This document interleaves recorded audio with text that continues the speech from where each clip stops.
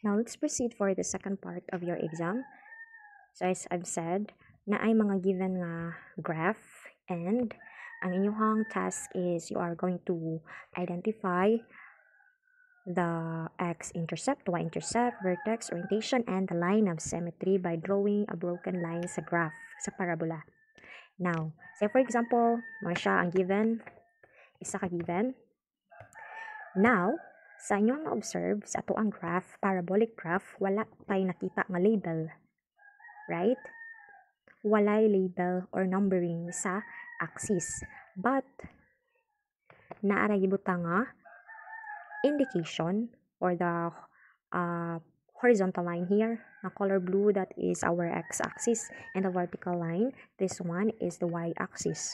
Now, bisag wala siya label or numbering sa every axis, makadetermine ta sa value sa coordinate. Kay makakount ta, it's because katuod ta og asa ang point of intersection sa two axes or what we call the origin. This one. Okay? And always remember nga, ang ato ang origin mo ni ato ang starting point. In all directions, naa na sila yung mga corresponding correct sign. Like for example, to the right, i-recall ninyo ang Cartesian plane. To the right are the positive values. So we have 1, positive 2, 3, 4, 5, 6. Going up are also the positive values, 1, 2, 3. Going to the left and going down are the negative values. So let's try to answer this one. Let's have first this one, the x-intercept. So in determining the x-intercept, always remember that you are going to provide or write the ordered pair. So meaning to say, naatay values atong x coordinate as well as y coordinate. Dili pwede nga isa ra ka number. So dapat pair yun na siya na kay x and y coordinate. And of course, with parentheses, kay mo man correct way of presenting the ordered pair. Now for the x-intercept, how will we know or locate or spot the parabola if naabay x-intercept?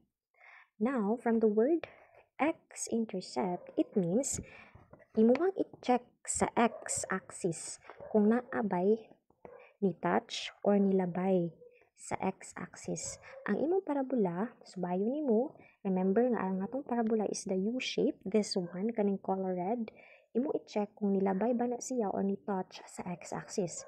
So, as you can see here, kaning red na parabola, and dira tong x-axis sa ibabaw. So, obviously, makita nato nga, nara na siya sa lower part or nara siya sa quadrant 4 ang atong parabola, wala ra siya mosabud or ni-intercept sa x-axis, layo ra siya. So, unsa may atong isuwat ani? Pwede di ay nga walay x-intercept. Yes, naay mga cases na walay x-intercept. Pero dili mahitabo nga walay y-intercept, na adyo na siya ang x-intercept na. So unsay suwat kung walay x-intercept? Dapat suwatan niyo na og none. Dili i-leave it blank. Kailangan suwatan jud og word nga none. Okay? So atong balik ko na atong subayon, walay nisabud nga parabola sa x-axis, the horizontal line. So that's why atong answer ani is none. Next, the y-intercept. This time, atong i-check kung naabay ni intercept, ni touch, or ni sabud nga parabola sa y-axis. Mo nang gitawag og y-intercept. So, atong subayon ang y-axis, the vertical line, this one. So, ato siyang subayon going down. Nabay ni sabud nga parabola, nabay ni sabud nga point sa parabola. Obviously, naa, this one. Kaya to ang parabola, kaning red, curve, nga U-shape. So, nisabud ang isa sa point sa parabola, kini nga point. So, since naaman, imuha na siyang i-determine unsa na nga point. So, ma-apply nimo ang lesson nga na-learn ninyo sa grade 8, all about the points in Cartesian plane. Ato siyang i-count. Since, ang atong y-intercept, obviously, naamo dyan na nabilong mismo sa y-axis. So, dapat ang pagsukat ana sa iyahang coordinates, automatic. Sa y-intercept niya, automatic 0, and then ipunin mo asa siya dapita nga point. So from here, from the origin going down, negative values, negative 1, negative 2, negative 3, negative 4, negative 5. So 0, negative 5. Okay? Nganong 0 man nga to ang x coordinate? It's because y-intercept man siya. Kini nga point, naara siya na belong sa y-axis mismo, the vertical line. Another hint, anak class, kung mag-answer mo og x-intercept gani na siya, automatic na siya ang iyahang point or value na diri sa x coordinate. And then, comma, 0 na siya automatic ang imong y coordinate. And then, opposite siya sa y-intercept. Kung y-intercept siya, maghatag ka og coordinates, automatic 0 na imong x, kanang una, x coordinate, comma, adto nimo isuwat ang iyahang value. Kung asa siya dapita, kung nasa sa ubos nga part, negative, nasa sa babaw, sa origin, positive. Okay, so, again, ako nasuwat y o y-intercept, diyang x coordinate mo ay automatic 0, and then imong value dari isuwat close parenthesis. So, see the difference? Diyan ang inote. Kaya mabaylo po na sila, automatic wrong. Okay, now, proceed to the vertex. Ang vertex is either the minimum or maximum point of the parabola. Depende na siya kung facing upward ba or downward. Now, ang hint ana is, ang vertex, maoy nakaingon nga, maoy nakapa-center sa both sides sa parabola.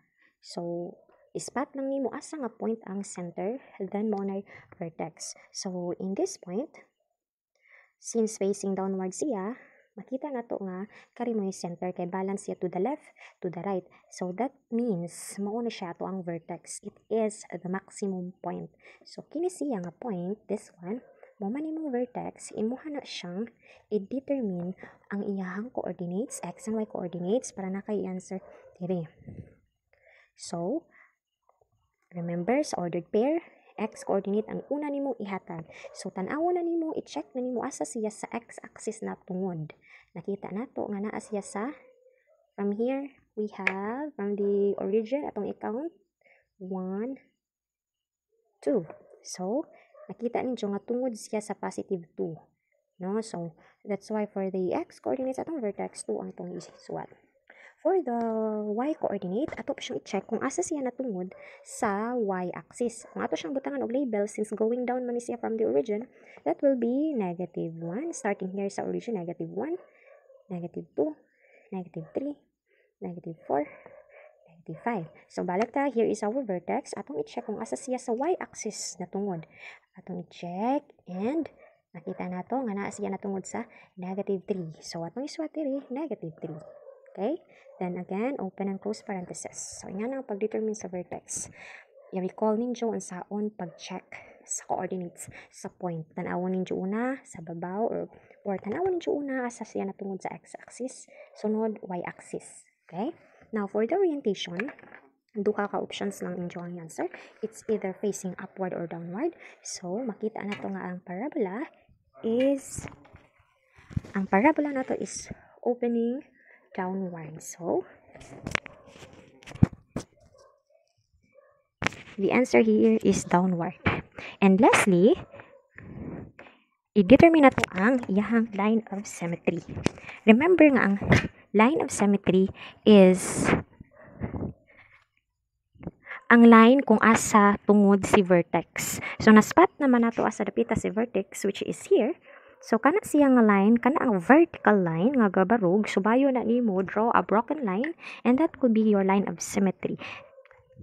Siya nga line ang nakaingon nga symmetrical ang imuhang parabola. To the left and to the right, balance or ni mirror siya. So, gamitan na ninyo ng ruler para mas maklaro sa inyong exam nag-answer. Magamit mo laing color nga ballpen. And plan B, pwede na ninyo butang ag arrow, butangan og label nga line of symmetry para maklaro dyan ako inig-check. Ano ha? For the line of symmetry, tuuro ninyo sa vertex. Ug asa natungod si vertex, kana ijang vertical line nga gitungdan mo na automatic line of symmetry. Kaya kana nga line mo nakaingon nga ang to the left and to the right balance or ni mirror each other sa parabola.